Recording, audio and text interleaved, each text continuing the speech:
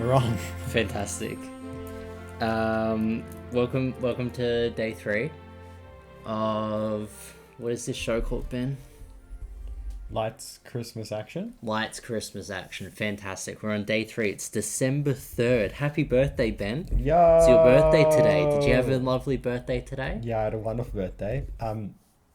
Yep. It's a wonderful birthday. The 3rd of December was a really good day. The 3rd Fantastic. of December. Today. Which it is today. Was a really good Yeah. day. Yeah. I'm Matthew. That's Ben. It's Ben's birthday today. Don't cough into the mic. They're gonna get sick. Through the mic. We just watched A Christmas Child. Ben, I'll read the IMDb. Yeah, please. I'll read the synopsis. I've just read the synopsis. It's useless. A life-sized nativity leads a man to learn about his past and lost family. That's it. That's all the information. Is that all we gives get? you. There is a longer one, storyline.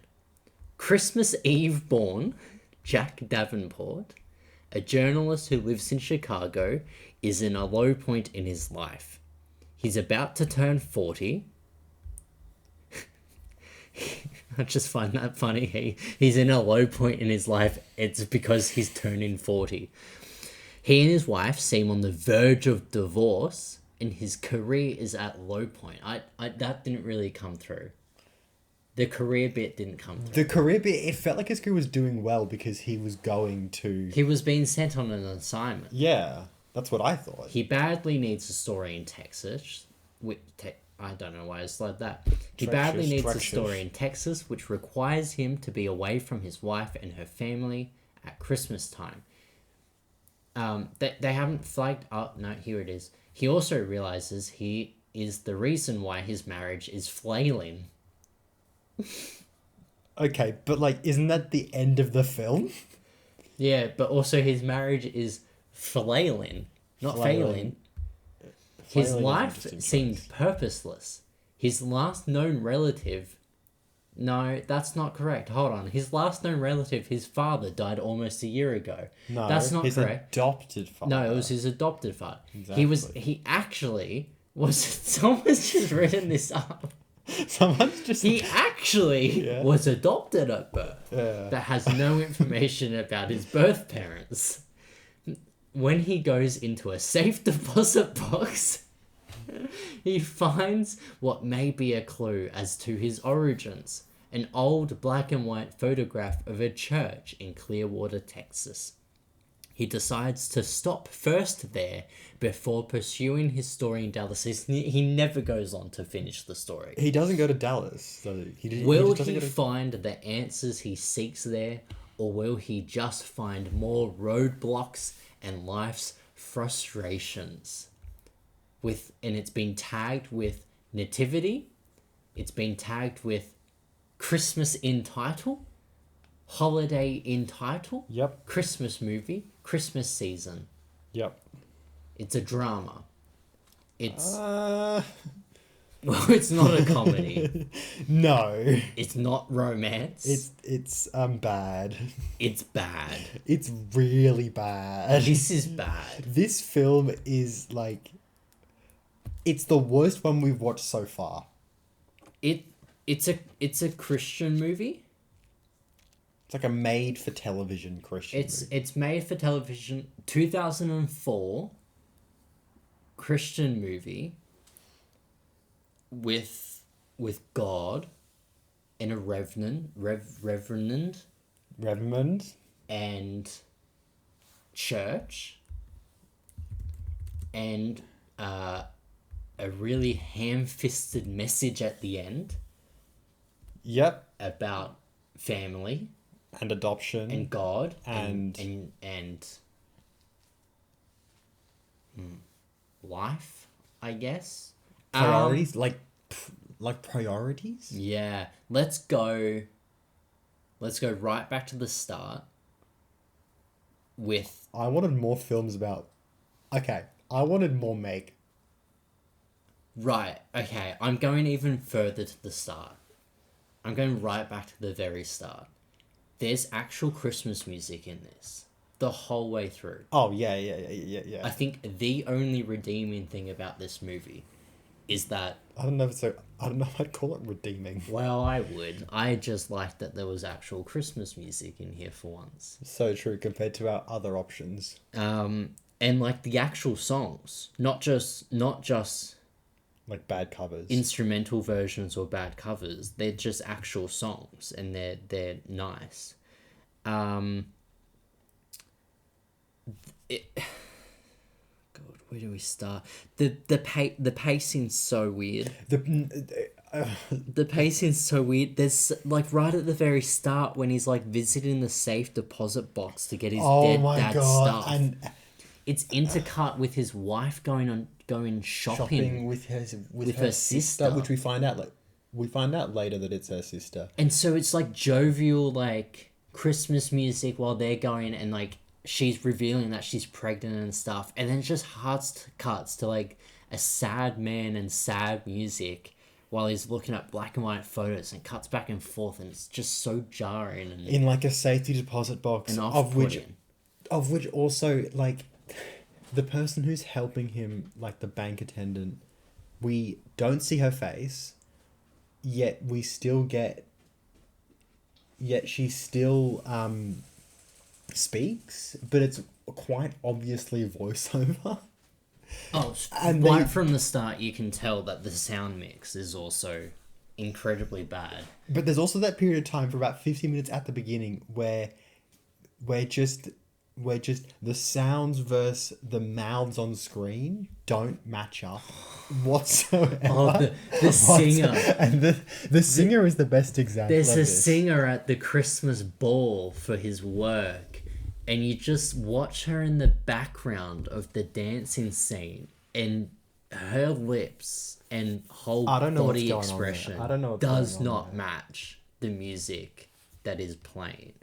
Except, even when they hard cut to an actual tight shot of her singing, it doesn't work. The music doesn't match up to her lips. It's just slightly off. It's just like a second delay. It's like half a second. It's like really bad. But then he's perfect. He's always perfect. They've like synced him up perfectly. But they've put no evidence syncing everyone else. No one else gets it. Not even really Meg gets it. No. Let's actually before we get to can we bring up more about Meg? Just before we get to that. So they have the Christmas ball. Yep. And then they have a bit of a... She's not happy because that's where she finds out that he has to go on assignment for Christmas. So she's not happy. And so we just hard cut to an aggressively fast car driving down the road and overtaking people. And then she walks into the house and like slams the door behind her so fast. There are just multiple moments that are just completely cut. Like, it's like it's like the montage transition where it's like quick cuts, slight zooms, sound effects. We're just gonna zoom through this. Yeah. It just smashes through it. It's like, it's almost like it's not exposition in that they speak to you. No. But it's just that like they haven't given us any exposition, so we don't know what's going on. Yes, but then sometimes they'll do too much, and this is where it comes to the pacing. So they have their fight and whatever, and then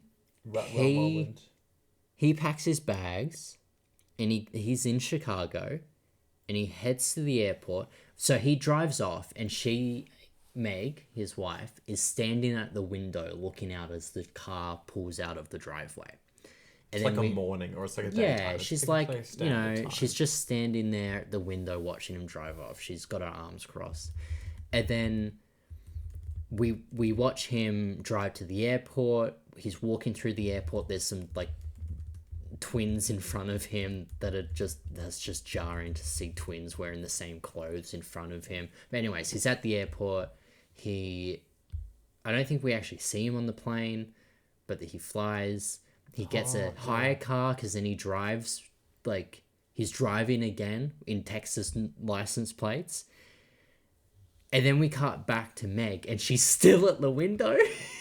She's still at the and window. it implies that she's been there. But she's crying now. Yeah. So it's been, what, maybe 6 hours? 6 hours of travel time for him by the time he's gotten the hire car. But apparently she's still at the... She's still at the window. She's still there. She's still at the window. And then it gets to like the nighttime. He checks into the hotel. He goes to the cafe and everything. I think it's the next day. And then we cut back to her, and her family arrives, and she's still at the window. And she has like tears going down There's her so face. many tears. It's like, at this point, her face is like full of tears, like she's been crying for hours. And so I just like to imagine, we've seen nothing else from her. She stood there for 24 hours at the window just crying until her family arrived, at which point she completely wipes away the tears and is like, hey, welcome, Merry Christmas. Oh, it's Women just kind of so emotions. funny. It's so funny how they just cut Hard cut. So many hard cuts. to her still in that same spot. When will my husband return from the journalist assignment in Dallas? So true.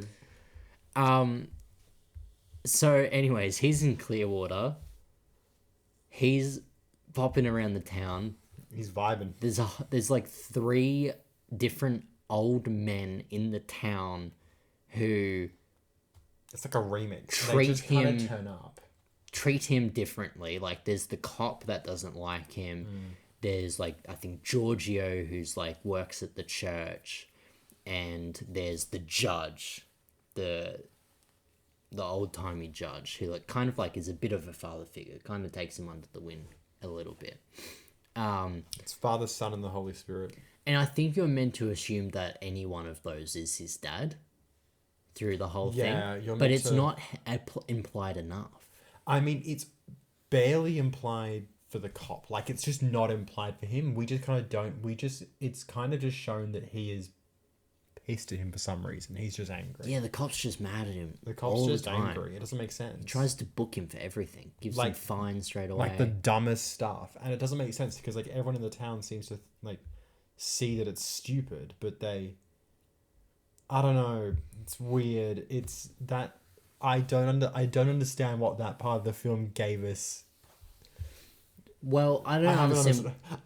I'm going to have to rewatch to understand it. I don't It's understand just- what the next part of the film gave us, because when he goes to the church, he eventually meets the reverend. I don't know why I'm struggling with that word. He meets the reverend, who is about his age, maybe around the 40s. looks exactly like him. Looks like they are siblings. Like They look like brothers. they look like they could be like fraternal twins. They could be. They could be fraternal twins. And the whole time we're like, oh, he's going to discover he had a brother in And the it's town. him. Like, It's that's him. what we think we're gonna get. And so that's just underplaying as well. And then outside, he sees the nativity scene. And I don't know what you were thinking, Ben, but I was thinking of like a fairly normal nativity scene with like, you know, like not plastic, but like, you know, like the ceramic models. Yeah. Like, you know, it Painted, would be painted, life painted, size, but painted. like the painted models of like, you know, Mary and Joseph and the baby and the animals and the shepherds, and it's all the painted in the greens and the blues and everything in the It's a in the nativity scene. barnyard. It's kind of what you think. It's of... a nativity scene. No. No, this is like hauntingly bad.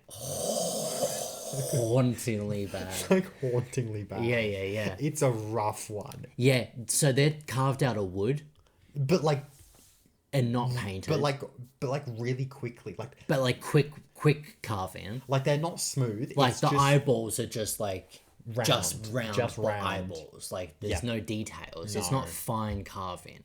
It's coarse. And apparently this was donated by an old carver of the town. And it took him 10 years. Took him 10 years to do this. Yep. He probably should have taken 20. I mean, he could have spent a bit more time He on it. probably shouldn't have done it. Lovely gesture, though. Good on him. That's horrifying, that nativity scene. What the hell? Who came up with that? My notes in front of me have demon wood carving. Oh, it's true though. It's every single scene and time it is shown. I cannot look at something else. Like, it is so haunting. You think at any moment they're gonna come alive. Oh, truly, Like truly, they're gonna start creaking and crawling like a It's like a shitty Doctor Who situation. Doctor Who It's like a episode, Doctor Who, exactly. yeah. And then also, this movie has this like weird undertone that because all of the old people are kind of suspicious and not fully like yeah. engaging with him, we kept thinking that at any moment someone was going to be shot in an office or in a back alley or murdered on the street, like driving home, or like stabbed up. Like that, just at any moment they felt like there was this level of intrigue and mystery that they were gonna turn against each other or turn against him, and none of it eventuated. None of it panned out. But he goes on this whole quest to try to figure out his actual birth parents, and he can't get his records from the judge, and the cops being a pain to him, and But it's like he's trying to find it out. the reverend's helping him. Sense. Reverend's getting him out of jail. And he eventually gets through to the judge. And he's like, he confronts him, and he's like, I need answers. And the judge takes him to the graveyard and explains to him what happened. And we'd kind of had a bit of story come in when he was doing his investigations of like trying to identify who the woodcarver was, and then finding out that the woodcarver had a wife, but the wife died in a car accident, but she was pregnant and so had a daughter before she died, whatever. And so the judge explains to him that the woodcarver was drunk, driving with his wife. This man's committed vehicular manslaughter. And she died in the accident. But the child lived. Went on, grew up, and got pregnant at 18. And the dad, her father, the one that had the car accident with his wife, found out, got drunk, had a car accident with his daughter in the car. So she was in hospital and gave birth to the kid. It's so good. And so he discovers that his mum gave birth to him just before dying. Yep. And she died because she was in a car accident when her drunk dad was driving. And 18 years earlier, her drunk dad had also killed her mum. Yes. His wife. Yes. But they don't know who the father was. No. For the child that survived. But he discovers that he was that child that survived from the daughter. And so he wanders around a little bit. He cosplays being homeless for a night. Some reason. I didn't understand I didn't understand why He just wanted leaves to his go. hotel. But it's like, He leaves his hotel to put flowers on her grave, and then doesn't go back. but then sleeps on the Oh, no, I'm sorry. He the sleeps- film is playing, and the nativity scene is terrifying. he sleeps on the bench outside the church. Yeah. And outside the nativity scene. And then who walks out in the morning but the good old church hand Giorgio.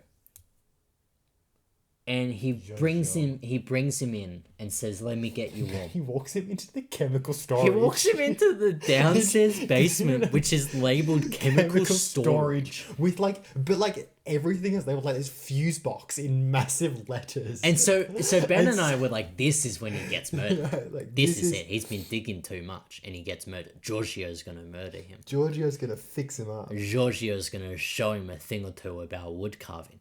So he brings him downstairs, He keeps him warm, and then the Jack Davenport, he looks around and he sees a shrine to Carmen, this daughter who died in the car accident. Has he seen? He's seen a photo of Carmen somewhere else. Probably. But From the newspaper or something, I think. surely must be because But also, I wouldn't be surprised if he hadn't. this is the thing. Is like I actually can't pinpoint a moment. I think maybe he just saw a whole bunch of pictures that were in black and white. And I was like, oh, it's this is Carmen. about me. This is a woman. This is about me. I'm the main character of this story. Yeah. And so Giorgio then tells him, Carmen was my daughter. And then we have a flashback to the hotel and he's sobbing and she's crying, Papa. Can I say I don't She's crying. She's Papa, Papa. I want to hold my to baby hold or my whatever. baby. She's pregnant still. And so we discover that Giorgio, the church hand, was the drunk dad that murdered his wife and murdered his daughter, and then has a heartwarming reunion with Jack, being like, "You're my grandson." And we just brush over that. We just brush over. The movie just... The movie's like, yep, he did his time. I mean, he did. They said in the movie he went to jail. But we're not confronting that. That could be a whole nother movie. Jack Davenport coming to terms with the fact that his grandfather murdered his mum Can I say and his grandmother. Oh my god, the fucking Reverend looks like the same. I'm worried I'm shouting to this mic now that I have my own mic in front of me. Yeah. We're probably peaking too much. All I'm saying But with I the- just can't... How this movie just brushes over the fact that his grandfather murdered 2 women in his life in a drunk driving accident on separate occasions. And we're meant to feel This like should he's be a fu- cold case investigation of him trying to murder them to get money, to get the insurance payout. Insurance fraud. Any other story, this is the main plot line, but this is only referenced once and we all move on and we're a happy family together at the end of the movie. That's a bit fucked for a Christian movie to be like, But I don't even feel like drunk driving this twice. whole film is Twice. just... Twice. Yeah, it's a warning. Caution. Once is an accident, 2 times is an investigation. It's a cautionary tale of why you shouldn't drink, Matthew. I don't know. It kind of got to a point in this film. I think we were maybe about a third of the way through, where I just kind of realized to myself that this was going to be a rough one. Like, this was a rough get through. Like, things don't make sense. Things just occur. It's just this perpetual cycle of the same characters not really engaging. Meg, his wife, who sort of seems to be like the main emotional tension in the film, just doesn't show up for an hour. Plus, she just doesn't show up for an hour. There's no character backstory for this. She left her family on Christmas Day. I've Yeah. just realised Yeah, she left yeah, her family on yeah. Christmas Day to fly to Clearwater after he called Yes, saying, no. please come. Roll us back. Roll us back. Like, It just... I just don't get that. After her making such a big deal about it being our family with the 2 of them and him abandoning her family, she then abandons her family on Christmas Day. Can I also say... He was going to be back on Christmas. Oh, truly. Like, He was going to fly in on Christmas Day and be there still. into Chicago. Can I also say that supposedly he has another story that he's meant to be doing. Oh, yeah, so the whole point... Because supposedly his was meant to- newspaper or magazine is like he's meant to do this story on this like woman who like inherits a bunch of money and No, so she won the lotto yeah. Oh, I think. Yeah, was it? Yeah. and And was gonna give it away And was or going to donate it all. Yeah. She was going to donate it all. And they were like the charity woman. Anyway, but He never does this story. But he doesn't put any effort into this story whatsoever. We never see him do anything about it. He does ask But his then boss. At the end, No, he does ask his boss to send the papers over Yeah. to his motel, Yes. which is probably just background papers. Yeah, just like He was going to do an dates, interview. names, He etc. had a whole interview scheduled with her on Christmas morning, but he's asked for the background papers to be diverted, so he never goes to the interview. But then, supposedly he does the work.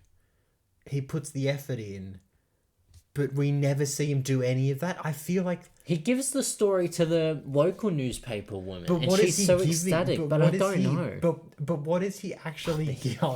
Sorry, we've just come Sorry. to the scene where Meg is staring outside the window, so For sad, 16 fucking as hours. he pulls out in a taxi. Oh my god. So I would. So Hold on, so we've just seen her. So he pulls Oh out in my a taxi. God. We're gonna actually narrate this now. Pulls out in a taxi. there's some twins. Then Random twins. he's at the airport, and there's like twins who are like 10 years old that are dressed the exact same, which is very off-putting and scared me. I thought we were in The Shining for a second. He's at the airport. He's going down the escalator.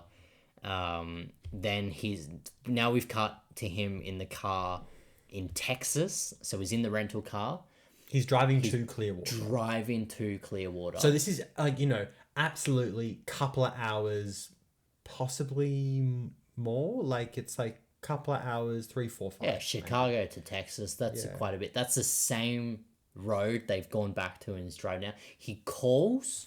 He makes Meg. a call He calls Meg, but it's like saying it's just to leave a message It's because to leave a she doesn't message. pick it up. But She then doesn't we pick get up. here it is. I think this is it. There we and go. She's still at the in window. She's still at the crying. window crying. 5 hours. 6 hours later, ignoring calls. See, Meg's entire character just revolves around the idea of husband.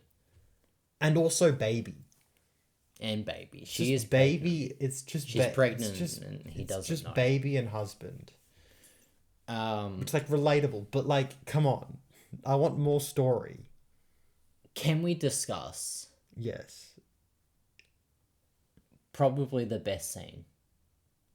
The nativity scene. The school performance. Oh. Don't clap. That you just woke up our audience I woke up the audience. Yeah, Matt.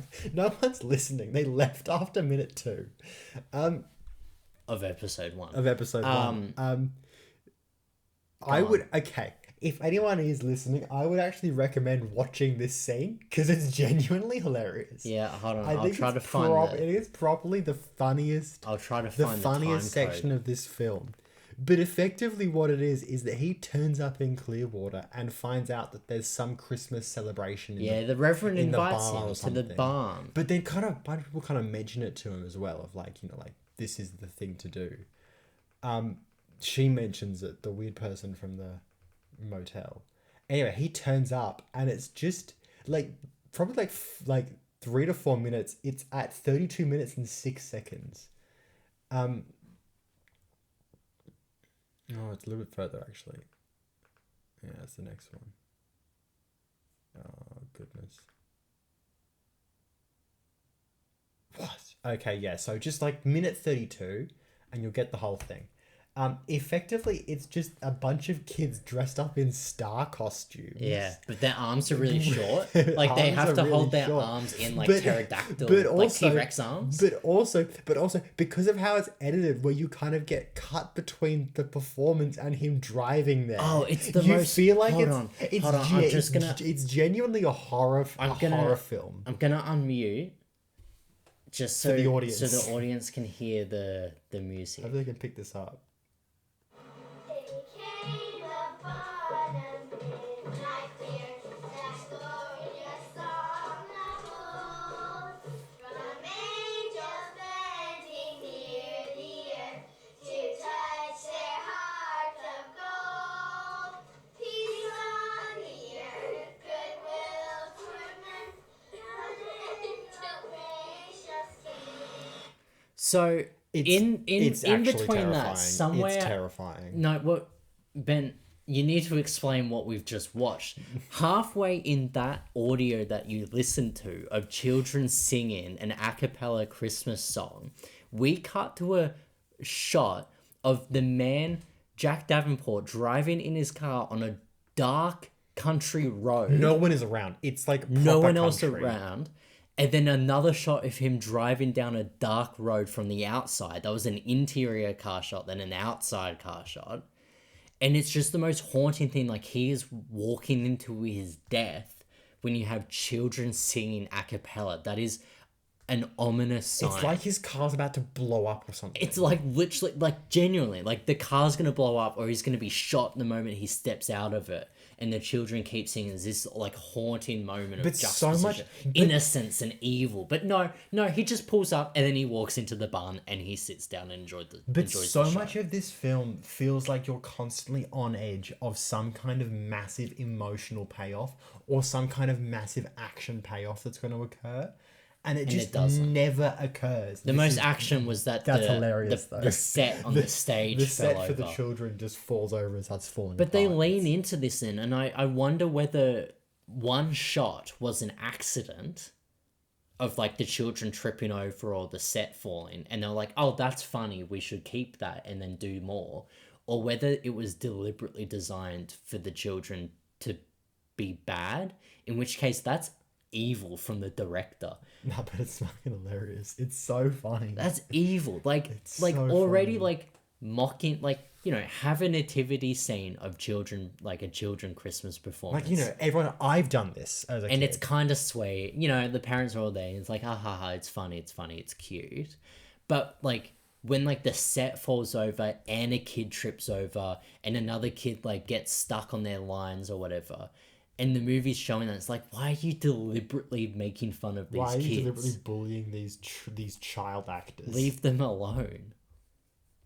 Oh, that confused me. No, let's not discuss that. Which, oh, The part where where the white couple pointed to the Asian girl and said, "That's ours." and just like, but then just like doesn't explain it. They for, didn't. like, They didn't go into it for like until an about hour. An hour later, For when an they hour talked later. about the adoption It's process. so. You assumed, but this movie is. I mean, you a have bit to assume that confused. it's.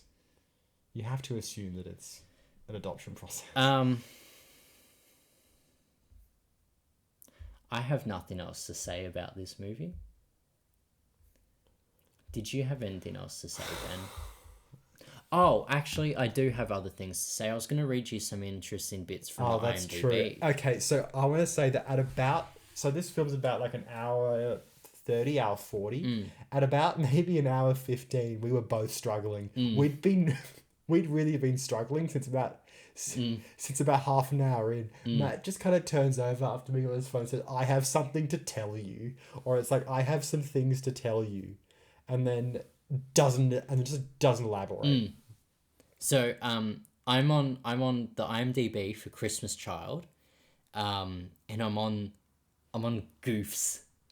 Oh no, I'm on there's goofs. so many goofs. No, though. there's only 3 goofs, Ben. Okay, tell me. All right, there's a continuity goof There's many continuity goofs. in the final scene Yeah. of the Christmas Eve service. Yeah. The candles of preacher Michael Curtis, Yes. Naomi, and Vanessa are alternately lit, out, and relit. Yeah. We saw this. We noticed Yeah. this one. This is my favorite one. I'm not going to read both of them. This is my favorite one. Errors in geography.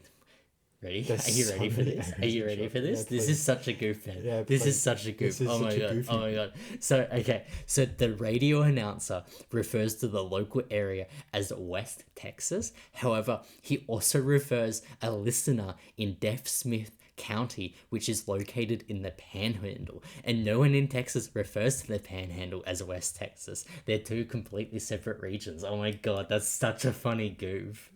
That's such a That's funny the kind goof. of thing that I would add as a goof. That's such a goof. 2 people found that helpful. They're sitting here found that right helpful. now. They're sitting here right here. It's you and me. We Yeah. found that helpful. Yeah. Can I also read you? 2 people have put. Can I say, hang on, we never figured out why his tires were slashed. Oh yeah, his tires were slashed. I think, And we just don't. Surely it's think like it was the the cop. cop. Yeah, Surely it's it's the surely cop. implied as the cop. or it's but, like, Giorgio trying to get his way in. All right. Can I read you? There's 2 quotes. Yeah, As well go, that go, people yeah. have submitted. You know, for Yeah. for movies on IMDb, in the quote section, you're really looking for those iconic moments. Like the moments from the film. that like, stand out. That you the Luke, I am your father. Like, the it's quotable moments. Yeah. Okay. So here's one. Dan, who's the helper in the church, Yes. he says, Christmas Eve, special service. You planning on coming? Jack says, I'll think about it. Dan says, it's a good thing God didn't think about it. He did it. He came. Now that's something to think about. So true. And the other quote Yeah. is from the judge. It's Yeah. one line. Yeah. I figure he worked 10 years carving this nativity scene. More like 10 fucking minutes. More like 10 minutes. Oh, this is brilliant. This is great. We've stumbled across other people like us. There's 15 user reviews. There's 15 reviews. I'm not sure. I haven't read all of these, but I want to see if I can find some loose ends, but worth the watch. Major flaw in plot.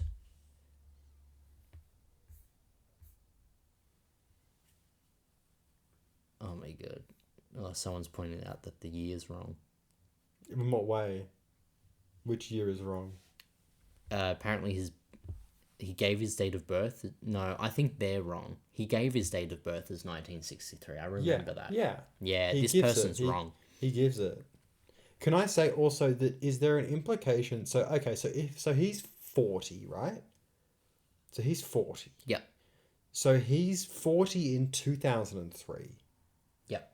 So, and then in the flashback, A must watch. so true. But then in the flashback between his mother and his grandfather looks like what? Like has to be like at least 40 as well. Like the math's right. Like the maths have to work out like that, sure. Surely. Because like his grandfather, it's been 18 years since his daughter is born. So best case scenario, he's 36. No. Best case scenario, he's 38. 36. He's 36. Best case scenario, he's 36. So, best case scenario, he is 76 in this film. His father is 76 in universe. And I don't think he doesn't look 76. There's many, many problems with this film. Matt's just scrolling his phone. He's really letting me fly blind. Here we go. I'm just gonna start scrolling some letterbox reviews. Okay, Ben, no.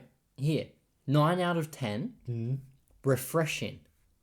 And then they start with exactly your point.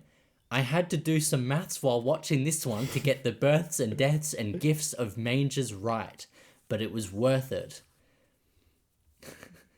Oh no. I've just found someone who's given it 4 stars. Fun fact, my dad was a stand-in in this movie. XD. He's not in any of the scenes though. Pretty good Christmas movie. Which I think is great. 25th December 2016.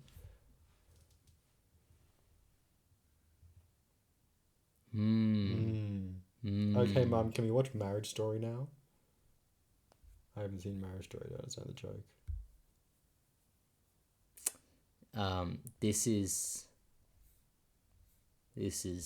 terrible. This is a nice film for adults. Kids will be bored. I think adults will be bored as well. This film is well made. None of those quotes can be attributed to me, please. The following can be attributed to me. This film is terrible. This film is actually terrible. Don't watch it. Like It was, I think, the second last movie in the bar on Stan for Christmas. so Like when you tap through and like, you know, it has like the ribbon of like movies and you tap across looking for some. We should give It's some behind the second scenes, one. yeah. No. we should give some behind the scenes on that we've drawn all of these films from a Stan 'Tis the Season list. Yep. So all of these films are available to watch on Stan right now. Stan is an Australian Stan is streaming the platform. Yeah, We've Matt, really done well to narrow our availability. Stan is an Australian streaming platform that's managed by like what the Nine Entertainment Network. So the Nine Entertainment Network is one of the really two pillars of Australian broadcasting media. Yes. The other pillar being Seven. Yeah. So, just for context, so Australia's Matt, you do not need to go. Australia's free-to-air channels. No one is listening. Australialia's free-to-air We've been channels. So you going start for at number over 2. 30 minutes. No. We've been No, just we please, just let hit me. minute So 40. so we start at channel 2, which is ABC 1. What if I just cut it right here? And then you go to 3, so 2, 3, which is SBS. Skip 4. 4 doesn't exist. You go to 5, which is 10. And then you go to 7, This is only in Canberra. which is 9. 7 is 7, and 9 is... No, 8 is 9. 8 is 9. 7 is 6. In the Canberra broadcasting region, Wait, 7 is 6. 7 is 6? Yep. Hold on. He's Hold on. No, you're right. You're Yeah. right. So ABC is 2, ABC SBS is is 3, 10 is 5, 7 is 6, This and only 9 is operates. 8. This only operates if our other listeners are in Canberra. No, this isn't just a Canberra thing. This is no. This is the New South Wales. This is the Win network, not in Sydney, not the Sydney region. Not the Sydney region. Not the main. Not the major capitals. Only the Win network operates on this Right. channel. So for context, the Win Network is the more like what the regional. It's Wollongong. Okay. It's the regions. It's technically the Wollongong Illawarra network that now operates nationally. Yes. And basically operates as a syndication. Yes. As outside of the cities. outside of the cities, and it's Right. basically and I think my understanding is that it's basically Southern Cross Stereo's competitor. So partly also like partner. Right. So Southern Cross Austereo, that's the Channel 10 affiliate. No. No? It depends where you are. Right. It's the syndication for 9, sometimes 10. Usually 10, sometimes 9. In Queensland, it's the biggest. I think it's the main one in Queensland, actually, from like the syndication perspective. But Right. Yeah. So if I have 5 channels, yeah, where would I find 9 Go? well, you wouldn't find it because it wouldn't be on the 5 channels. Right. If you wanted like 9 Go in Sydney, I think it's 6. I think it's 96. So Stan So Stan, so is an Australian over-the-top streaming service. It was launched on is it really 26. over the top though? No, I think that's an That's an official term. I know it. That's an official I term. know. OTT media service. It's a streaming platform. It's It basically was single payer. it was launched on the 26th of January 2015. Yeah. Stan originally was founded as Streamco Media, a 50-50 joint venture between Nine Entertainment and Fairfax Media. In August 2014, each company invested $50 million in Streamco. Streamco was renamed Stan Entertainment in December 2014 prior to the January 2015 launch of the streaming service. Nine Entertainment would ultimately acquire Fairfax Media in 2018, making Stan a wholly owned subsidiary of Nine Digital. Do we want to talk about that merger that happened in 2018, the Nine Entertainment Fairfax merger?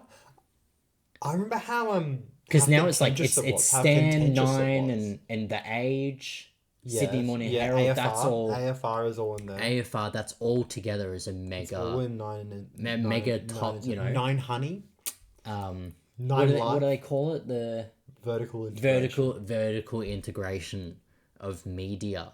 Well, no, it's not really vertically integrated because I don't No, pass it's that all away into each it's other. all the same. It's all the same. It's just a merger. It's a merger. Nine Digital. All right, let's have a look at this one. Wait, are we done? We're done. This is a different podcast. This is a different podcast. This is a different We've just podcast. started talking. Matt, the other two movies that we kind of enjoyed, we spoke for 20 minutes. Yeah. We spoken for 44. Oh, Here. Jesus We Christ. fucking- Can you please just end it? Yeah. Thank you. Are Just thanks. Yep. Just end it.